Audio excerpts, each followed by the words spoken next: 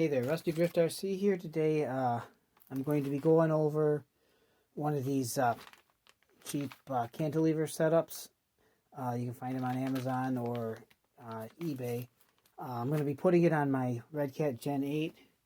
I don't know if I've seen a kit that's actually designed for those, for that particular model, but I've got one that is for the SEX-10-2 axial truck.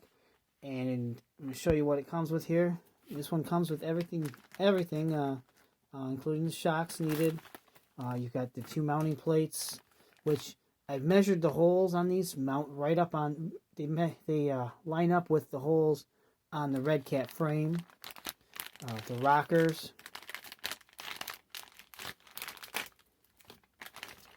You've got all the rod ends and spacers and hardware needed to install it. Like I said, this is designed for the SEX-10-2, but I'm going to be putting it on my Redcat Gen8. It'll probably fit just about any crawler if you're willing to work with it a little bit, and you might have to drill new holes. I shouldn't need to drill new holes in this case. Also, it doesn't come with instructions, but from the pictures in the advertisements and the of the installed kit, you should be able to figure it out pretty easily. Alright, I'm going to go ahead and open these packages and start installing it on my truck. Alright, now I've got all the parts opened up and laid out. Next thing I want to do is remove the old suspension on the truck. I went ahead and removed the original shocks. I'm going to set those aside for now. And then the shock towers, there's just 3 bolts on each side, and the whole unit that'll come right off. I've already got that disassembled. Now I can start assembling the rockers and then install it on the truck. Okay, the kit that I have, if you look closely, these are labeled R2 and L2 etched in there, and on the other set it's R1, L1, and it looks like the 1s go together and the 2s go together on my kit. I've got the one side already assembled here. I'm going to take both of these and install the bearings. And then on the shaft, the rocker shaft here, you're going to want to take the one, either the 1 or the 2. I mean, so there's the L or the right or the left one. Whichever one has the threaded holes in it, I want to put that towards the back on first. So put the bearing side down onto that shaft. I've got this rocker spacer goes on the shaft, and you've got a pin, and there's a long side and a short side of the pin. Okay, the long side goes down because that's so through that hole goes all the way through, and then oops.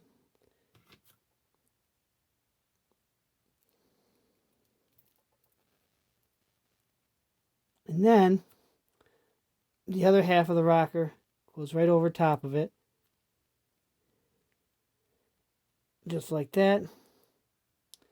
And make sure the pin goes in the hole.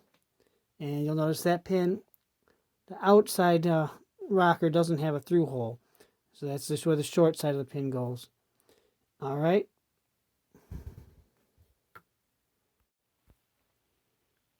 Okay, next I'm going to go on to the mounting plates. There is a left and a right version. There's different in this application and on the SEX-10-2. This mount right here, or this mounting hole right here, goes towards the back of the truck.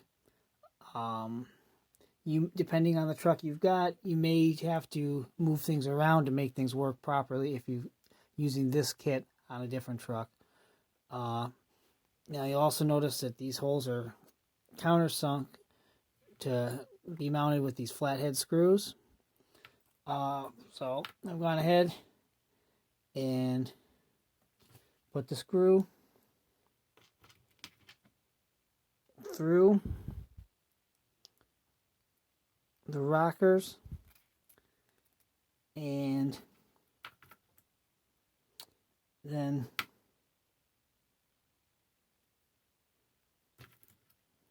through that, like so.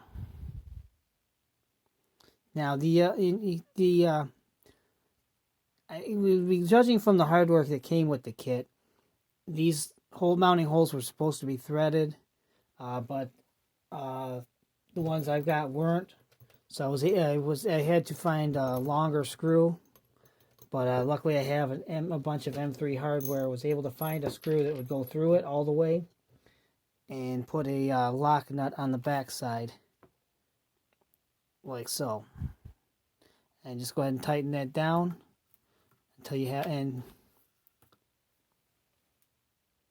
okay, now that I've got those tightened down and mounted, okay, make sure that when you do that, again, the mount goes towards the back side of the truck. The end that has the two holes. Long end faces down. The short end faces up. Now, when I go to mount this on my truck here, I'm using existing holes where the shock tower is mounted. Now, I believe this truck originally, or this kit, again, was there for the SCX10. You mount it. There's I think there's a chassis brace there, so these screws would screw right into the chassis brace. But for the Gen 8, I'm going to use the two flathead screws that it came with. Put it through the holes there, and I'm going to have to put some lock washers on there to mount it in place, because I don't have a cross brace there to screw into. Now, if I wanted to, I could cut the bottom part off these shock towers to put in there behind the frame to mount to, but I think it's going to be easier just to use some M3 lock nuts. Next, I'm going to install the shocks. Now, in the bag of hardware for the shocks, the ball mount for the top looks like it's actually two pieces. Okay, and there's rather loose, just pushes in there. So also there were these O-rings. So basically you're going to put an O-ring over the ball stud like this. Okay, ball over the ball stud like that. Go through the shock like that. And I'm going to take this other piece, put an O-ring over that, and put that on like that. Okay, and put your bolt through.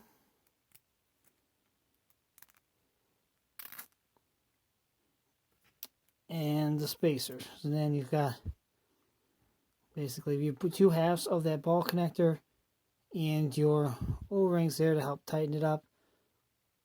And then your spacer. Now, when I go to install this on my truck, again, this top of the shock is going to end up to the back of the truck. I am going to be using this hole where the bumper cross member mounts. I'm going to be pulling this screw out and putting that, and go ahead and screw this in. Now, with the SCX10, it's going to be a little bit different. And if you're on a different truck, it's going to be, you're going to use whatever hole is available back there, or you may have to make your own mounting hole. And if you use a different hole, you might have to adjust the lengths on your links later on. The link for the rocker to get your ride height properly set. But we'll get into that in a minute. And now that I've got the top end of the shocks mounted, I'm going to go and mount the bottom ends. Those ends just kind of go right into the short end of the rocker. Just go ahead, stick your screw through there, line everything up, and that should thread right into the other side of the rocker there. You go ahead and tighten those up, and you're good to go with that.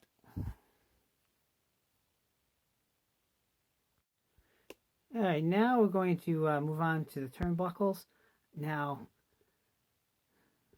these are generally going to have a groove on one side of it, and that's going to tell you which side is going to be your left-hand thread. Okay, so you're going to go ahead and make up 2 of these, 2 rod ends, and 1 turnbuckle. Go ahead and try to thread them both. Thread the rod ends on both about the same amount. That way, when you go to adjust it later, you don't have to worry about one end coming off before the other.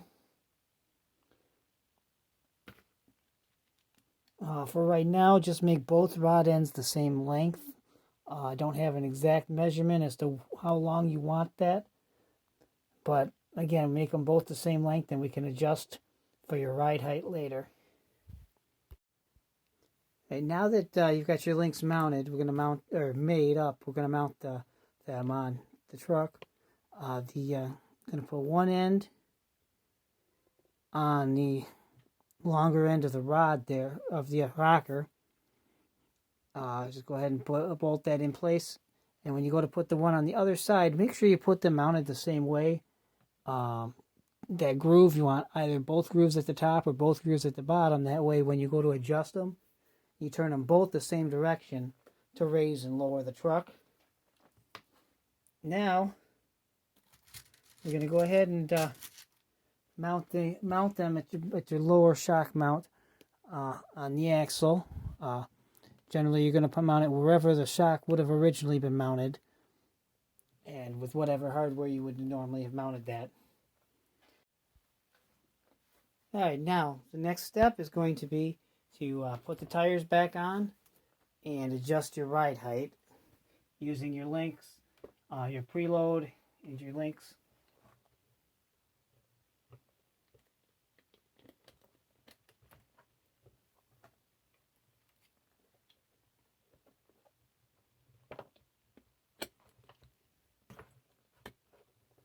Okay, now, again, if you're sitting too high in the back, go ahead and shorten those links up or lessen your preload.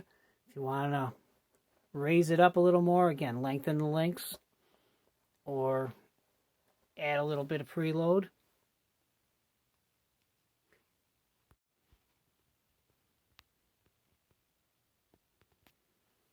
Okay, now you see how that works. You should be able to keep most of the same articulation.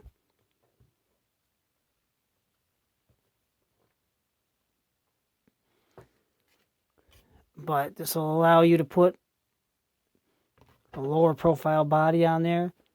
You can put a drop bed and whatnot, and you don't have, or a flatbed, and you don't have the shock towers up in the way. All right, thanks for watching. Until next time, this is Rusty Drift RC. Go ahead, remember to like and subscribe. Check out some of the other videos. Thank you. I'll see you later.